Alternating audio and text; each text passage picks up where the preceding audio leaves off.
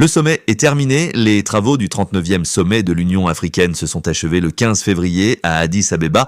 Les images ont été diffusées, discours officiels, photos de famille, rencontres bilatérales avec Abiy Ahmed, puis plus rien, pas d'annonce officielle de retour, pas de communication sur l'agenda post-sommet du président Mamadi Doumbouya. Alors une question circule, s'agit-il d'un simple silence administratif ou d'une escale stratégique non annoncée ?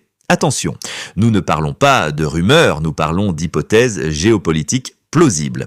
Dans la pratique diplomatique internationale, un déplacement présidentiel peut servir à plusieurs choses, participer à un sommet, mais aussi optimiser le voyage pour des discussions bilatérales discrètes. Et dans le contexte guinéen actuel, 3 axes stratégiques sont régulièrement cités par les analystes. Premier axe, la Chine. La Guinée est l'un des plus grands producteurs mondiaux de bauxite. Les intérêts chinois dans le secteur minier guinéen sont majeurs, infrastructures, ports, chemins de fer, exploitation. Une escale technique ou diplomatique vers Pékin ne serait pas surprenante dans une logique de consolidation de partenariats miniers. Deuxième axe, la Turquie.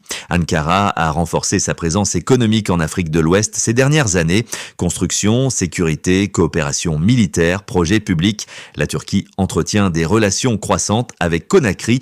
Une discussion stratégique hors agenda officiel pourrait concerner des projets d'infrastructure ou de défense. Troisième axe, les dossiers miniers sensibles. La Guinée est engagée dans une phase de redéfinition de certains contrats. Renégociation, pression internationale, nouveaux équilibres. Un déplacement discret peut parfois permettre des négociations à huis clos, loin de la pression médiatique. Mais voici le point essentiel. Aucune confirmation officielle n'indique qu'une telle escale a eu lieu. Nous sommes donc face à 2 possibilités simples. Soit il s'agit d'un retour discret non médiatisé, soit il s'agit d'une escale diplomatique non communiquée. Dans les 2 cas, le véritable sujet n'est pas la destination. Le véritable sujet est la communication. Dans un monde hyper connecté, le silence devient rapidement interprétation. Or, la diplomatie moderne fonctionne aussi sur la maîtrise du récit. Annoncer une escale stratégique n'est pas une faiblesse, c'est souvent un signal de puissance. Ne rien dire, en revanche, laisse le terrain libre aux spéculations. Et dans un contexte national marqué par des tensions politiques et institutionnelles, chaque zone d'ombre alimente la méfiance.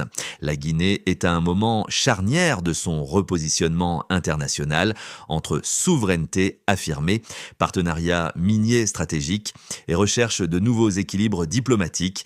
Si escale il y a, elle s'inscrirait logiquement dans cette dynamique, mais sans information officielle, il ne reste que l'analyse. Et l'analyse conduit à une conclusion simple. Dans les affaires d'État, le silence est parfois stratégique, mais il peut aussi être interprété comme un manque de transparence. Escale stratégique ou simple silence administratif? La question reste ouverte et dans le jeu diplomatique mondial, ce qui n'est pas dit compte parfois autant que ce qui est annoncé.